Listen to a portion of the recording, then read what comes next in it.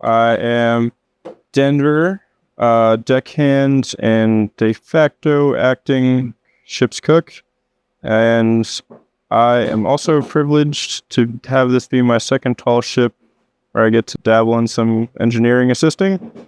So keeping busy and staying motivated in that respect. I got into sailing over half my life ago on small boats.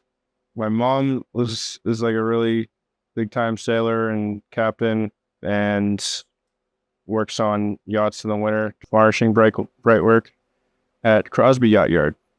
And but she never taught me a dang lick of sailing. So my dad, who knows nothing at all about sailing, he was the one who was working at Rivovich Yacht Yard at the time in Florida and put me in the sailing camp right next door to the yard.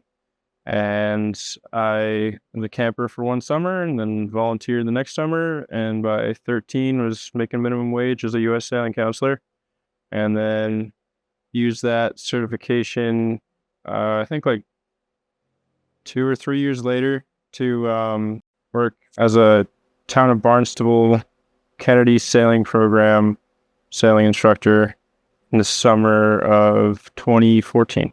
This is my third tall ship, and the first one I was on during our 100th centennial anniversary of the ship last summer was rafted up to Ernestina. So I got to see Ernestina in Booth Bay mid refit and step on deck, and that was my first time on her, and got the privilege to help volunteer sailing her between the academy and our home port of New Bedford. And here we are now to continue doing some good yard work and get ready with her first sailing season after refit. It's mostly just the summer on the East Coast. So for like the main fleet of Windjammers, tall ships, they are fitting out and uprigging and every year painting, starting as early as January, really doing light projects, and then really ramping it up starting in March and April.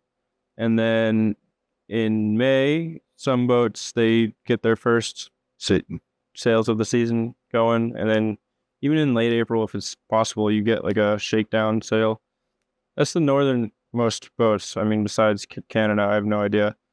So that season would then run till Ladona ran till the end of October. So they took on another charter at the end of their already scheduled season. So after that, it just starts getting a little wintry. But that's also around the time frame if a boat is going to transit down to like the Caribbean, say, you get Appledore that does that every year pretty much, and fitting in a yard period once a year ideally. So some of these boats get really worked in constant seasons or constant season that turns into close to constant maintenance. Do you have a favorite story from your time aboard?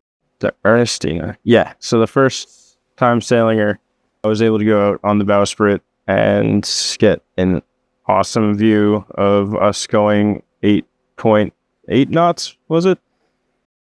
With the first time the mainsail going up. So it was like 15 knots of wind. And to get this big girl moving that fast, it's like right at the tip of it. It was awesome. It's perfect weather for it. Thank you for spreading the good word. Sail on.